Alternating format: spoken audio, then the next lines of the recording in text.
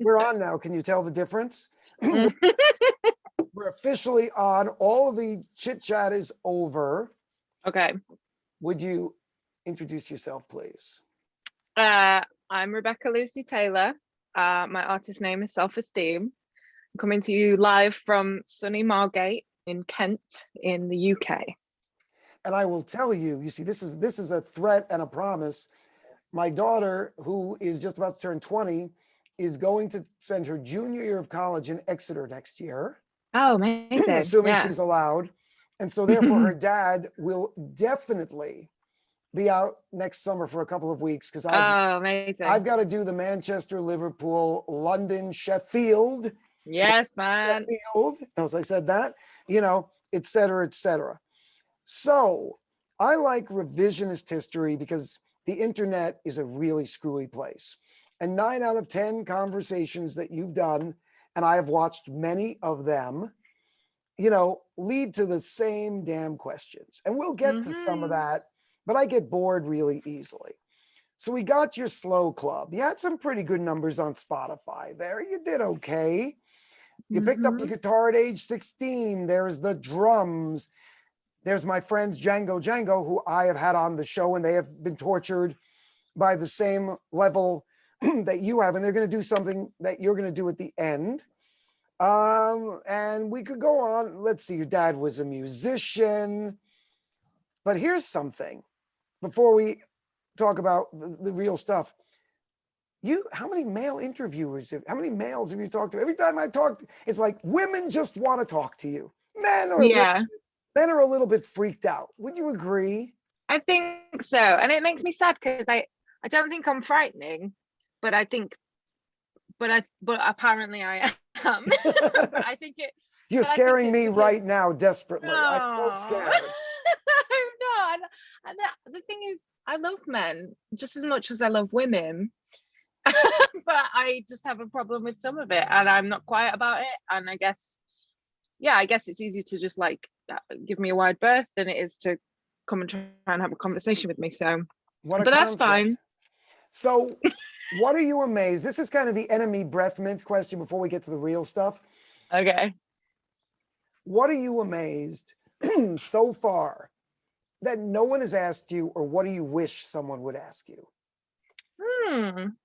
I mean, I like talking about making the music and the sort of crafting of the songs and the art involved. I think of it as it's not just music, it's like a sort of multidisciplinary thing. And I love to kind of go on about that. I love to talk about my lyrics. No one ever asks me about my lyrics. Oh, well, you better prepare. I am so deep in your you have no idea. You cannot imagine. Okay, good. Because I kind of got tired of that in my old band, it was a very like, it wasn't encouraged to ever sort of talk about what things meant. And I see, and that happens a lot in art as well. And I'm like, that's for me, that's the bit I like knowing from other people. I like to share what my thought process is. I don't know. I always joke and go like, oh, let me tell you what about my genius. But I enjoy breaking the fourth wall constantly. It's really scary. And I'm going to keep this on you, but I just got off with one of my producers in New York, and she said, and she's like, I'm learning, and she's been at it for like 30 years. She's a famous journalist. She's like, every day I work with you, I learn something. And I say, thanks. And she goes, and all you're willing to say is thanks. And I say, well, what do you want me to do? Tell you that I've been in advertising and film and radio and podcasting and all, you want me to tell you this? I don't need to tell you this. This is why I do what I do and why I wake up in the morning and probably don't get enough sleep half the time. Oh, the cat usually wakes me up at 5 o'clock to feed her. Okay. What was being a spin bowler? What's a spin bowler? So when I at cricket, have you heard of cricket? I have heard of yes. I know what footy and cricket are. Yes, I do. Yeah. Yes. So that was a major part of my childhood. Like my dad played, my brother played, my mum would make the sandwiches and stuff for the teams. So every week, so Friday, Saturday, Sunday, throughout my childhood was just at the cricket ground, and it's quite a boring match. It's not very thrilling unless like once you're really into it, it's pretty exciting. I really like watching cricket, but unless you really know what's going on, it's very boring. So as a kid, I found it extremely boring and used to just go disappear with my tape Walkman and have wait, you're dating yourself. Oh my God, you just said your cassette Walkman. Oh my gosh. Oh yeah, I have one of those right in the back here, believe it or not. So there you go. Lovely bit of kit. Yeah, really. Anyway, but so I got so bored, I just started to want to play cricket because that's what I was like as a kid. And now really I'm like, why can't I do that? Let me try it. So yeah, I ended up, and because there's not many not many girls in where I'm from play cricket, it was pretty easy to get pretty far along in the county leagues and stuff. So I could have played cricket for a job, because I don't think I was that good, but relatively speaking, compared to like the rest of the region, I was very good spin bowler.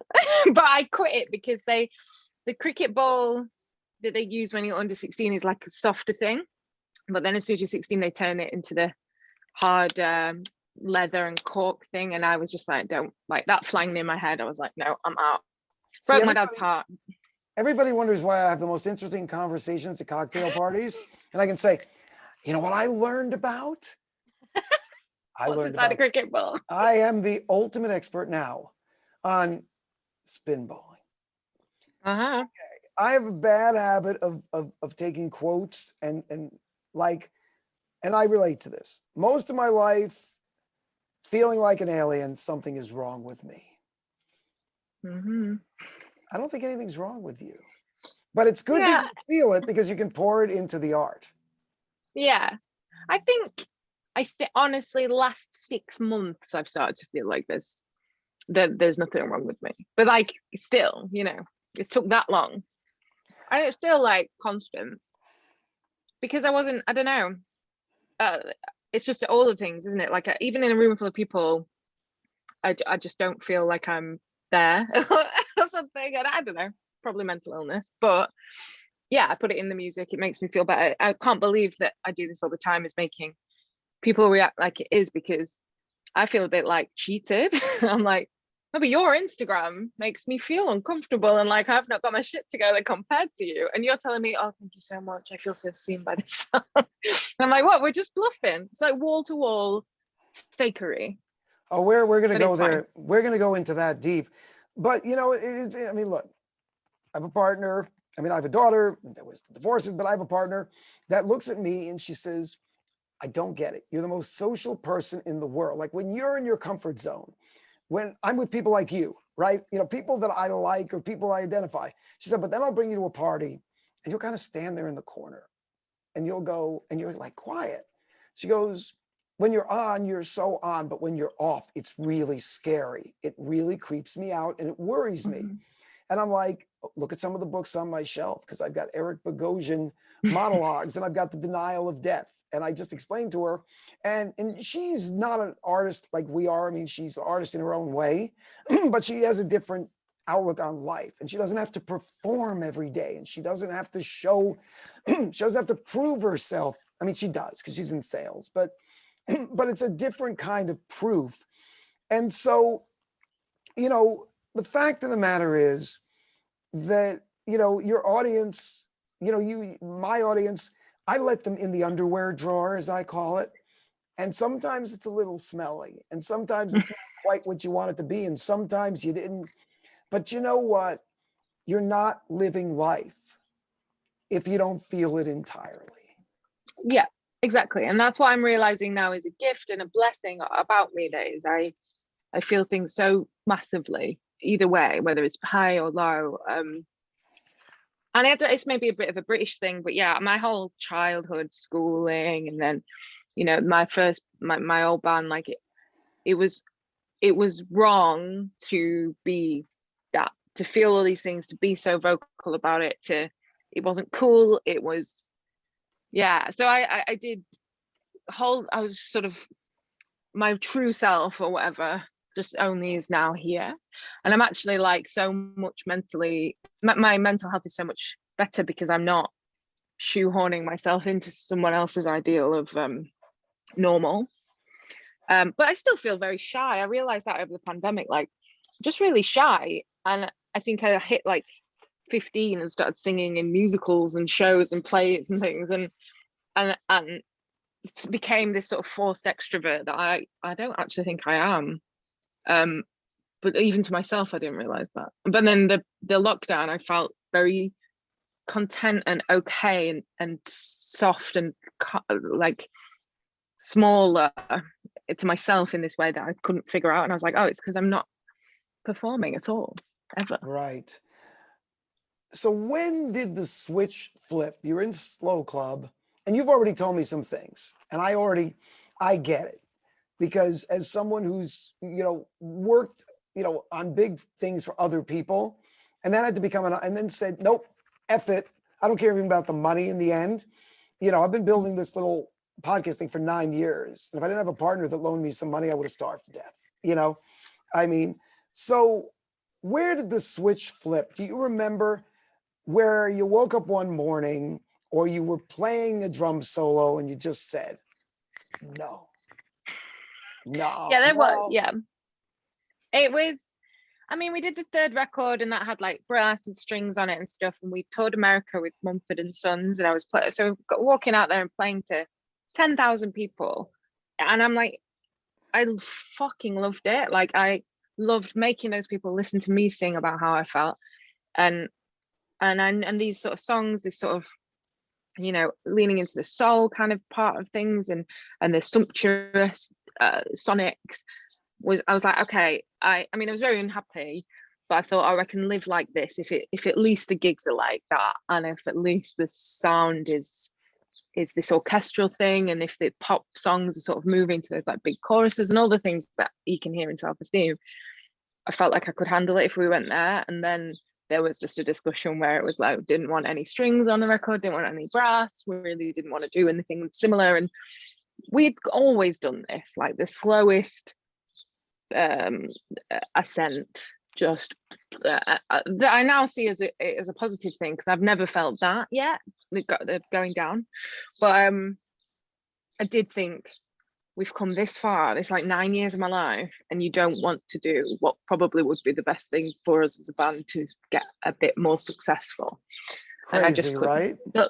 The logic just really like escaped me, and I like loads of other things. We had a tour manager that was really, really awful to me, and nobody really stuck up for me. And I was like, I can't, like, I've said this on a few things now, but no ill will to anyone, loads of love to everybody. One day we'll probably do an amazing triumphant reunion tour, but like for now, like we weren't making much money, so what was the point in me suffering every day? Like if I was in Coldplay and I was this miserable, but my bank balance was just ding, ding, ding, ding, I'd have probably survived. But we weren't. The traveling was always done in the lowest possible luxury you can ever imagine. Like, and I don't need much, but I was just needed something. I'm like a woman alone around the world, like not feeling safe, and it just ruined my brain. It's not worth it. I was doing half of the show I enjoyed, but the other half I didn't, and it's not enough for me. And that's not bad, it'll make me a bad person. So I think it's important for people to understand, especially, and we're going to get to the current music, but this has been 4 years in the making so far, and you've had your moments, and I've listened to everything. Admittedly, my gateway drug, I had listened before, but my gateway drug is this promo shows up and I don't know shite about it. And what you would know about me, you see a little bit of music behind me, right? So I do this show, and then I do another show that almost everybody who I have conversations with suddenly listens to. It's 6 Decades of Rock and Roll by Theme. And it's like nothing you've heard, because it's really deep. It's musicological. I spent 4 hours to get to the 1 hour figuring out what it's going to be. But that's 4 years, right?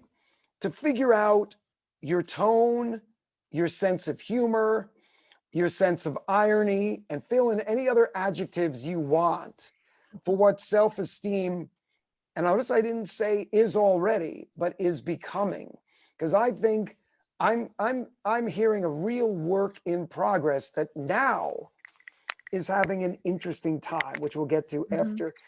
But I want people to know that you don't just magically appear in the outfit and you're dancing, and you're posting yourself almost naked in your underwear on Instagram, as you did this morning, I mean, and all of this stuff that you're doing. I think it's important that people really do understand what it takes. yeah. I mean, for me, it's an expression, beginning, middle, and end of myself in this sort of way to feel better. Like I was performing as a version of myself for a decade. My whole adult life, I was in slow club. So, and I think those, like your 20s basically are just ridiculous in terms of how much you change and what, and the consistency that I couldn't give people was, kind of making me, it was just very, very difficult. But now I see I should have been musically allowed to do whatever I want. And as an artist, I don't think I understood that I'm an artist until about now, because what it's done to be able to create what I want in whatever way I want has changed. I wake up in the morning feeling very like interested and curious about the day, whereas I used to wake up in the morning and think, oh fuck this. And it's like, no one deserves to have that, so Yeah. I don't know if that was a question though, No, but yeah, no, no, it's that was. No, you said it. So one of the things you've said, which I love, because unfortunately I live this life, that you're not setting out to change things. This is coming from your guts. So yeah, now we're going to get to the part that we've all been waiting for. At least I have, because you hear something and then you get to talk to somebody about it. So let's talk about lyrics, stream of consciousness. I've been walking around, in my head, quoting lines from this new single because, and this is, I'm kind of weird this way. This has been my sing in the shower thing, particularly I'll tell you this without revealing too much. I'm working on actually we're about to present it to some pretty big people right now that have a flicks at the end that we're doing in a couple of hours. But I'm working on a thing called the Middle Eights, and we call it Mad Men meets Mrs. Maisel, and it's a story of a bunch of songwriters. And Middle Eight is the bridge, except that we're making the Middle Eights the characters, and people are already going bonkers. They're like, "This is brilliant," but I live for hooks. I live for something that stays with me, and I will not use the word earworm. I will not use it. I hate that word. I don't want any friggin' worms in my ear ever. it's so true. It's such an awful term. I hate it. However, one thing I now know about you, and if we were next to each other this close, I'd be looking you straight in the eye and saying, I don't know where it got into your head. And it doesn't matter where it got into your head, but it got there. And the way that you have composed this current thing that's been out since April, but here in the US, now it's on the C list on BBC One. Yay, whatever, fuck them, right? I mean, the point is that I turned to my promo person, and I wasn't joking. I said, I'm going to play this every show until I talk to Rebecca. And I did, by the way. Thank you so much. And no, but I did it for fun. And I said it to the listeners. It wasn't my tease. I knew we'd get to talk to each other. But it was one of those things where it really, really provides every time you hear it. And there's something new. Every one of those lines, especially the best night of my life, this is something every date that I was on before I found somebody, every date was that date.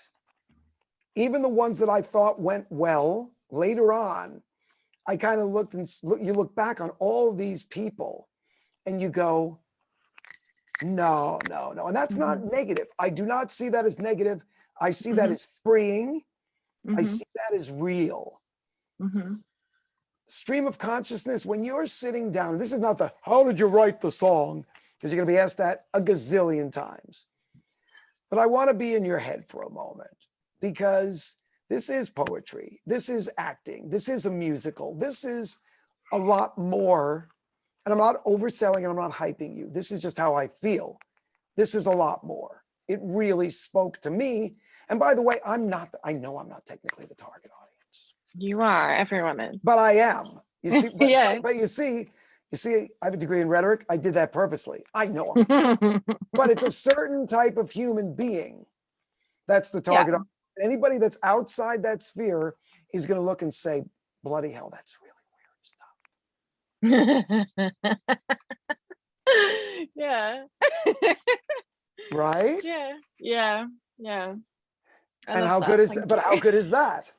How successful is that? So lyrics, totally. lyrics. You know, I'm going to give you something that you will not know about, but if you do, it's a miracle. There was a guy who was a DJ named Les Crane, and he did a song called Desiderata that was based on this old spiritual poem. After you get off with me, and you will be emailing me on this, I guarantee you, listen to Desiderata, and you'll go, okay, holy shite. His was like this Zen spiritual thing. Mine was the one that blew it up. Just absolutely bombed the whole genre of spoken word with interpretive music, with big choruses, with acceleration, with all the things you've done. Yeah. Oh, wow. Sounds up my street. So how did you know, as you were kind of developing this and what you're about to do next, which I know there's a lot more coming, how do you know? Did you look, because you're you, and it's very hard to self-reflect. It's very hard to know that you have something. Did you know you had something? Great question. Because I've struggled with this my whole career, is feeling like, unbelievable self-confidence in what I write, and then that not being met by the reaction or the whatever you need from everybody else. And just prior to writing this, my first album is Self Esteem. I thought it went amazing and I had a great time, but then I kept having these conversations where, oh, it's not quite worked, has it? Or it's not quite connected, or we're not here, or we're not there. And it just really sort of sent me to bed for a bit, and I couldn't bear it. And then I really decided, why do I do it? What's the point if I'm not enjoying it? What am I? All those things, all those kind of big questions. And I just genuinely said, okay, I'm going to make whatever I want. Like, I'm going to stop trying to figure it out and just make exactly what I want. And this was one of the first times that I just did. I'd had this idea for a while to do a sort of mantra, like a sort of hymn, of what I needed to remind myself of. And, if that helps other people, then great. But it was all sort of quite a selfish process. I do this all the time. And yeah, I did it. There's a demo of it that's really different, but the vocal take is still the same. I've only ever done one vocal of it. And I took that, that was in sort of a studio that I do like demos in, and I took it to the producer that I make the records with and said, just save the guitar and the vocal and everything else. Like, I think it should be this. Every single bit of it was completely in my head, even the string line, and just built it very calmly over like one day. It was really quick. And then I was like, that's it. And then I walked along the beach here and thought, oh, it's fucking good. I really did think this is like the best thing I've ever made. But it was a sort of spooky, unplanned, but completely in my head, beginning to end thing. That is rare, that does happen to me often, but like, it's not all the time. It's not how I make everything. So yeah, but it is fucking good.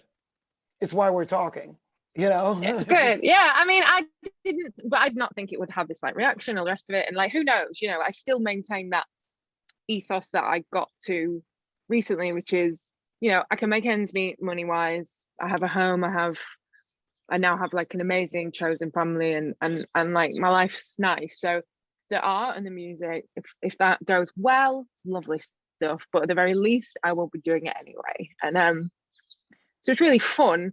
But genuinely, if this kind of success or whatever you want to call it happened when I was like 25, I'd have been like, oh my god, wow, shit, my life's about to change, here we go, like and it would have been awful, because there would have been a drop off from that. But not that I believe massively in fate or anything like that, and I do try to give over to the universe and all that bollocks, but it really was a kind of like, I eased up on the desperate nature of me trying to make it, and everything's just got better. So your line, you just gave me the line, by the way.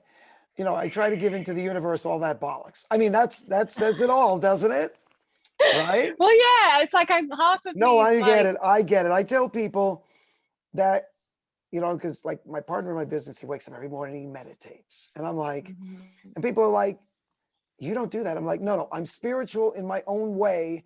But if you ask me to explain it to you, you will look at me and go, I don't get any of it. So don't yeah, ask. Just yeah, let me do what I do.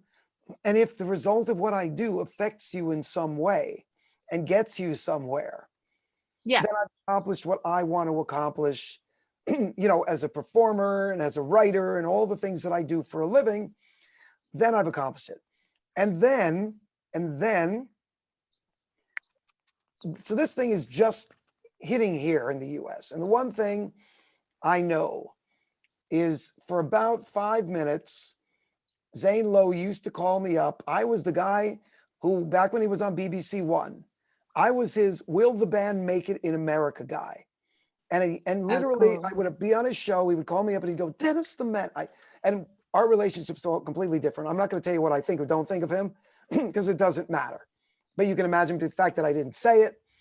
We do different things. But he'd say, "Dennis the Menace, and this was actual, will the Wombats make it in America?" and I'd say,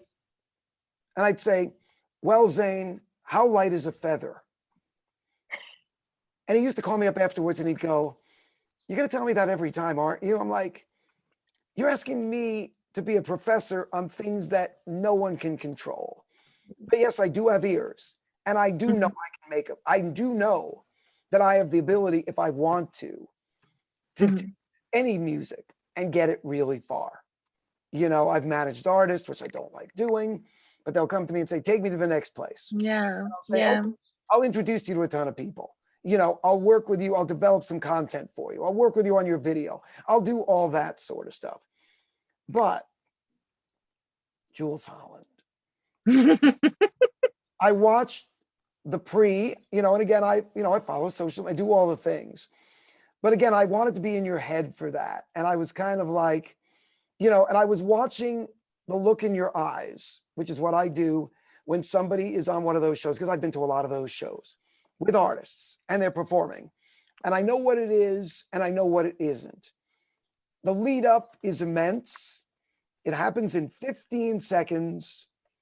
You take a deep breath and you go, yeah, that happened. That's crazy. I better go drinking now, you know? That's pretty much what happened. Right? But you nuanced it so well and you really brought it home. Are you aware that you brought it home? No, but I love to hear that. Thank you. I Because you wasn't did. sure, you know. It's the first time I performed it. And that's the first time I've performed since the pandemic. And also, until then, I've never been off the stage for longer than 2 weeks, you know. So there's loads of weird things going on. And also, it was like a really big dream of mine. And like loads of artists don't admit that, but it was really, you know, Well, there's that's 3 big stupid. Of dreams. course you should admit it. Yeah. And like, oh no, my girls in the band, like we're like, you know, I never set out for it to be this way. I just, you know, it was about me and like session musicians helping me do it. But what it's turned into is this real like community of people that I love, like family, and they get a lot out of it as well. So it was just amazing being able to take them and give them that as well. Like I kind of cared about that more by the end of it. And yeah, it's just I've been doing this so long. And then when you do something like that with BBC and there's all these cameras and there's like a lot of people involved and they say rolling, and like I can't guarantee much from myself, but I can guarantee I'll be like really good at this sort of thing. No, I, there's certain people I know, and I know this about me. When they say rolling, they say go, you're up to the challenge. I know you Yeah. are. You can And I go through like, all the personal hell you want to in your real life, but yeah. there are certain things. I call it keeping your ego in your back pocket. That's what I Yeah. always say. People are like, how do you do what you do? And I go, I keep my ego in my back pocket. And when I need to perform and when I need to be on, watch out, because I'm going to kill you. I'm going to do what I need to do. Yeah. And I genuinely love to go there, like in the moment.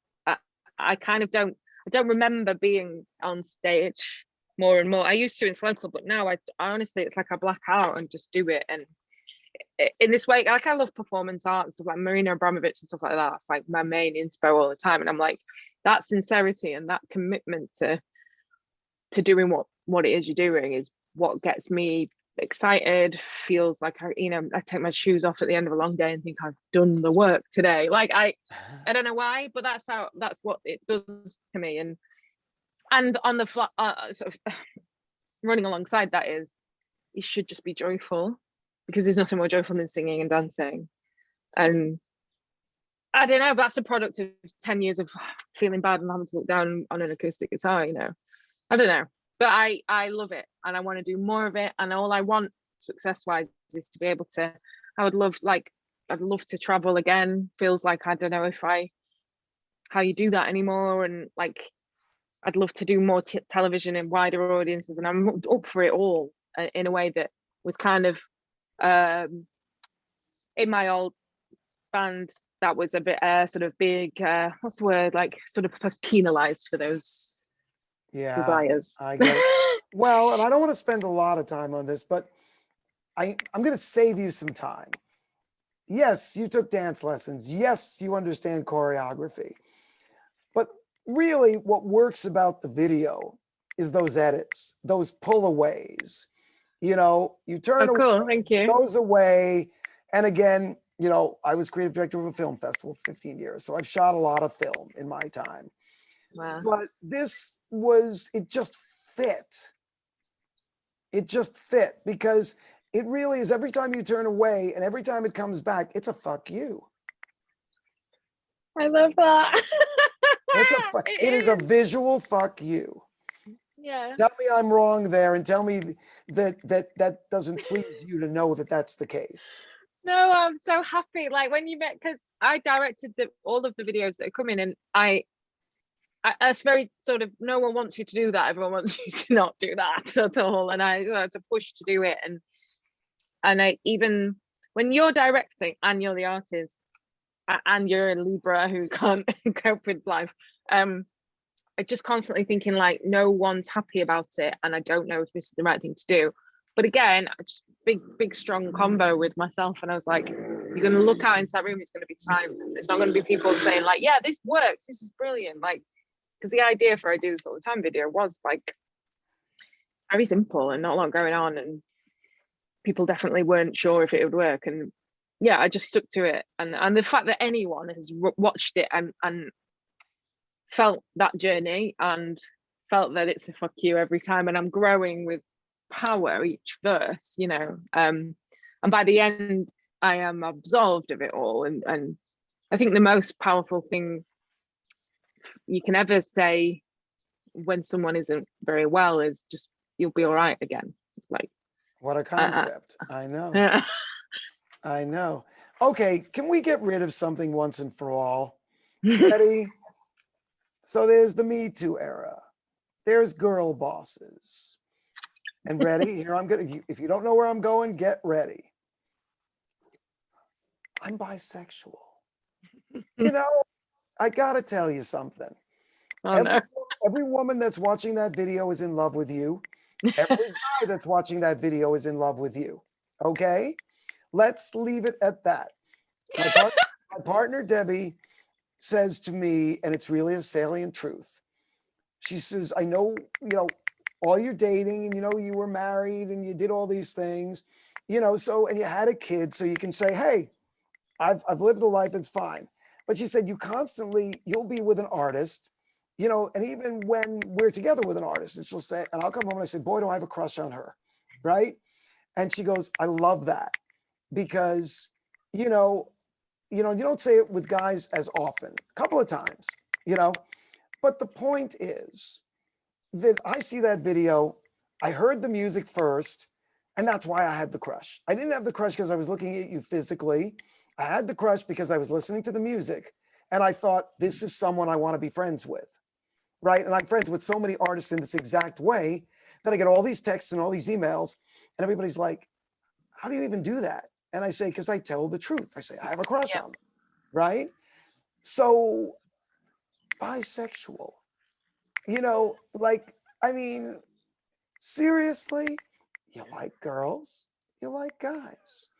You might go one way, you might go the other. You know what? So what? How do we get rid of this as an important moniker and a badge that everybody wants you to wear because it's in the lead 70, they don't know about music, and she's bisexual. They love to say that. I don't know. I have a very conflicted thing, which is like, it's not, like you're saying, it's not a big deal. Why should that ever even be mentioned? Who cares? Because I don't. And then on the flip side, there's women out there that maybe maybe do have feelings now and again for women and don't know where to put that. And I do like the fact that being an example. Yes, very important. I think if it helps anyone to go, oh well, she's bisexual and that's not a big deal, then cool, maybe it's fine for me to like try something or whatever. I'm pretty big I'm pretty passionate about making sure every girl has explored what they maybe might want to, not with me, but I just mean generally in the world. But right. It's no biggie. I also I think that idea, I mean, I say that you can tell I mean this in the song, but like it's kind of boggled my brain trying to find a one partner to do the rest of my life with. Like it's really fucked me up because so far I can't. And can I tell you the answer? I'm serious about this. God. We'll meet sometime in person and you'll say, I remember this. My theory is you do find a salient partner, but you're very, very aware that you're always going to have feelings for others. Yeah. And you can get so close as a friend. I have so many female friends that I have, like, I'll go to New York and my partner, Debbie, I'll just say, going to be out with my friend, Rennie, who's an artist, by the way, and I'll text her at midnight. I'll say, good night, honey. And then I'm out with Rennie till 3 or 4 in the morning, telling stories. And I can't do that with my partner. I can't. I can do that with a lot of my friends, but I can't do that. And so the big learning about having one partner is if you expect them to be everything, you will be disappointed. So you have them for all the things that are real, and then all the fantasy goes everywhere else. Yeah, exactly. Loads of life is fantasy. And also like, it makes me a better partner in the moment if I know I'm not that's not my only option or what. That's kind of clunky language because I'm not exactly polyamorous, but none of my relationships going forward I don't think will be very sort of traditional because I just can't do it, and it's made me experience a lot more pain than necessary, and also other people. And like I do think I've said this a bit, like friendship is such a sort of shit word for like what my friendships are. Like they're my lovers as well. Like I'm so in love with about 10 people in my life that I would do anything for in a very traditional sense, like, and I adore who they are and I'm proud of them and I build them up and I want to be with them. I'm excited when I see certain people, and they're not lovers, I don't have sex with them, but they are just as important. And then some of them I do have sex with, and that's lovely too. But but it's really hard, and I'm it is. I'm a sucker for feelings, and I go there every time, and it has got me into a tangle often in my life. And it's another one of those things I've renounced giving. I just refuse to feel like I'm a naughty, bad, wrongun anymore, Yeah. because I'm not. I'm just a human being, No. and I'm complicated. And I think all those people that have done it, nice, happy, married in their 20s, settled down, kid, house, all of it. That's great, but they're all telling me they love I do this all the time, and I'm like, You know what? I'll tell you a little secret before we get to the last two things. At least an exact number, 72.6% of them are miserable. And we'll leave it at isn't that. that awful? Because this is my point. But it's the truth. It's the truth. You watch But I it. refuse. I refuse to not have a great time every day. Welcome to my world. So I'm going to ask you the last obvious question. Then we're going to do the little secret thing, which we only have about 7 or 8 minutes to do, but you're going to do it beautifully because Okay. I save it for last.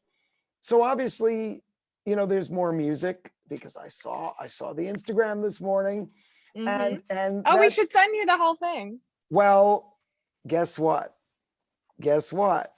What? You ready? Self Esteem, Rebecca. Ready? The last thing we're gonna do. This has been done by over 1,000 artists, including Django, to avoid all the things we didn't talk about. I've invented a thing called a musical sandwich. And what it is 2 of your songs on the outside, and then songs by anybody else you want to play in between. There's 65,000 tracks on my hard drive. You're seeing about 50% of the music I own. When you come to LA, you'll want to come here and play, believe me. Oh, yeah, I was just going to say that, yeah. Because there ain't nothing that ain't here. And if it's not here, I find it and know what it is. So this is yours. This is not mine. I come back in the studio. I play it with no interruptions. It's 40 minutes of solid music. And I need it in the next 5 minutes off the top of your head, because this will be you. So now, what 2 songs of yours do you want on the outside as the bread? And if you want 2 of the newer songs that your label will let me do, you can put on the bread, and we can put I Do It All the Time in the middle, but this is your choice, because labels get mad at me because the artist says, oh, you can have the whole thing. And the label says, we have the release schedule and we have the exclusives and we have the whatever. I don't want to fuck up your label. So what do you want on the outside as your bread? So you tell me I can have I Do This All the Time in the middle? If you want it, yeah, you can do it any way you want it. And then, so on the outside, if I can have my next single, Prioritize Pleasure. Yes. And then a song, Now remember, they have to let me do it. It has to be something they'll let me do. So if it's not going to be safe, we put I Do It All the Time as the second bread. No, are they putting, I'm just thinking something off my first album. Sorry, this is bad radio. Do it. Absolutely. So on the other side, can you put I'm Shy? Absolutely. I can. Remember, this is yours. Okay, top of your mind, no rules. I play Shostakovich next to AC/DC, next to Pope, next to the Stones, next to friggin', Boy George. It doesn't matter. I just get a pile of songs, and when you hear it, you will say the following: this is me. Okay. Joanna Warren, Twisted. Yeah? Do I just keep going? Keep going. You're just stream. You are the stream of consciousness woman. So this is yours, man. Perfume Genius, No Shape. I was done a musical sandwich. You're going to hear me say this a lot. Perfume Genius has done a musical sandwich. He's been on the show. Lovely guy. He's lovely. Number one, number one artist. There's another Joanna. What's her surname? Joanna Sternberg, This Is Not Who I Want to Be. Have you heard her? No, but I'm going to listen. This is why I know so much about music. This is what I do. From what I can gather, I think she's a New York, really small artist. Like I heard this song, it blew my mind. I went to Instagram and DM'd her. And was like, can't wait to hear it. And Camp Cope, what's that fucking song called? I know it's top of my head, but I've also smoked a lot of weed in my life. What's it called? Camp Cope. Show 'em Kelly. There's another man trying us to sound down up the room. Sorry, I'll get back to you on it. But No worries. there's another man telling us to book a smaller venue. That's okay. Keep going. I'll find it. Come on, I'll find it. And how many more do you need? Oh, a bunch. Keep going. We got 5 minutes. Okay, Go, go, go. Okay. Beverly Glenn Copeland in the Image. A band called Before Breakfast, and they have a song called Budlier. Oh to the Dance Floor by Nikki and the Dove. I mean, this is fantastic playlist already. Oh,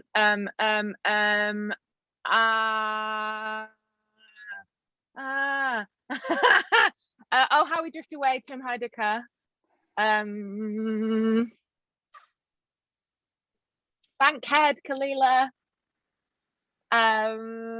Sledgehammer, Peter Gabriel. Love it. Song for our daughter, Laura Marling. Laura Marling has done a musical sandwich. Oh, of course. Love her. She is the best British. Love her. Like the goat. Yep. Oh, there's an Arctic Monkeys song I really want to play. Take it easy for a little while. Come and stay with us. It's such an easy That's all I need. That's all I need. I got the audio. Keep going. Four out of 5. Okay. Cute new places keep on cracking up around. Beulah Loves Dancing, Planning to Rock. Have you heard her? No, I haven't. Miami Memory, Alex Cameron. Okay, so what's going to be the ultimate segue into your last piece of bread? What's going to be like the perfect song? It is going to be Take Me to the Sun, ELSZ. Too bad you're not into this. Too bad you're not having any fun. I'm sorry. I apologize for upsetting the artist and you being all pissed at me now. I'm sorry. The benchmark. Everyone who does this with me now will not. They will suffer because nothing's going to be as good as this. So, it's so funny. When my partner Debbie first met me, she came to a conversation, because I don't call them interviews. And she said, and I'm not joking, because this relates to you. She said, does this happen all the time? And I said, it happens a fair amount. She goes, and what do you think about that? I say, I think I've made a new friend. And she goes, I like that. She said, that's such a great way to say it. Okay, I don't like IDs. I want you to say your name, and it has to be your name and Dennis the Menace, my radio name, and whatever comes to mind after that. What do you mean? Well, say I'm Rebecca, I'm Self Esteem, and then something with Dennis the Menace, and whatever comes to your mind, doesn't matter. Okay. I don't care. I'm Rebecca Lucy Taylor. My artist name is Self Esteem, and I've had a jolly old hour with my new friend Dennis the Menace. There you go. Yeah. I hope that was fun. It was so fun, and I can't wait to come to LA. We have to hang out. Absolutely. Well, you have to. And look, if indeed we time it right, the Malibu radio station that I'm programming all the music for and torturing people, because I have so much time on my hands, I've taken over a major LA radio station. I program all their music, which is really fun because, like I said, the second I got it, you were on there, and the reaction you get is like, oh, really? The owner of the station is like, boy, some of the stuff you're writing, but that's really unique. And I go, yeah, how about that, huh? And they give me freedom. But we're going to do a thing called the Malibu sessions, where we're just going to invite people to Malibu just to hang and play music. But please, look, do your little British tour and get your ass here. Mm-hmm. It's yes, please. Yeah. One of my really good friends lives in LA. I spent a lot of time there. Well, I've been here for a year and a half, and I'll tell you a quick secret. So this house we're living in is just like 1965 mid-century modern that we could not afford, but we rented it. And then in the middle of the pandemic, the owner comes to us and says, I'm selling the house. And we're like, fuck. And I'm an entrepreneur. My partner was furloughed from her job. We bought the fucking house. We pulled it off. But here's the best part. Where I'm sitting right now, and I can send you the ad, a thing called the Lindrum was invented in this room. That is the sound of Take On Me by Aha and all of Madonna and Prince. That What? drum sound was invented Yeah. in this room. I found this out afterwards and I was like, this That's is so magic. perfect. That's so perfect. See? So you never the know. universe and the bollocks, Right? it comes round. So you're going to press stop on Dolby On. Okay. I'm going to give you my email. Mm-hmm. And what's going to happen is it's now going to say that it's processing. Yes. Here we are. So you can write email. So you can write down my email, and after it processes, it's going to use mail. There's some app you're going to use that attaches it. Yeah. Okay, If you cool. have any trouble, but I'll give you my email because you can email me your email. Because if you think I'm going to stop talking to you because we had this conversation, you are mistaken, buddy. Yes, good. Let's do more stuff. I love it. Absolutely. Well, I'm going to tell you the last stuff, and I really only have 1 minute. I know you're working on a musical. Mm-hmm. I know this. I think I don't do talk show podcasts, but I want to work on developing something musical with you that's a podcast. On the other side of my life, on the other side of my life, because I am running a company, because we have people that are funding these things, because people are interested in buying them.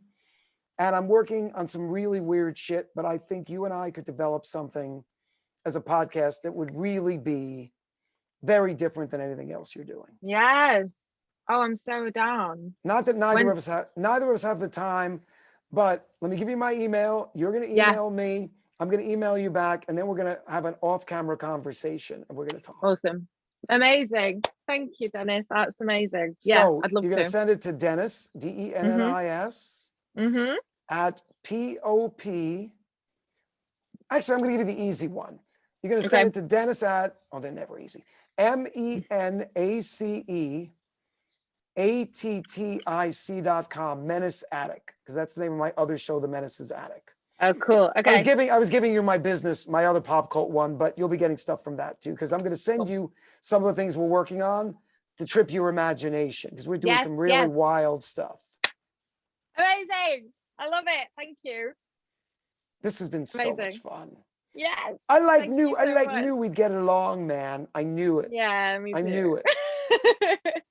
Okay, I'll be out there soon. Yeah. Send me the file, send me an email. Yep. And as they say somewhere, carry on brightly. Okay, I like that. Yeah, I'm making dinner for my parents. I love it. I love it. Good luck today with your big. You know, it's what we do. It's what we do. Thank you. Thank you so much, babe. Speak to you soon. Okay, bye. Bye.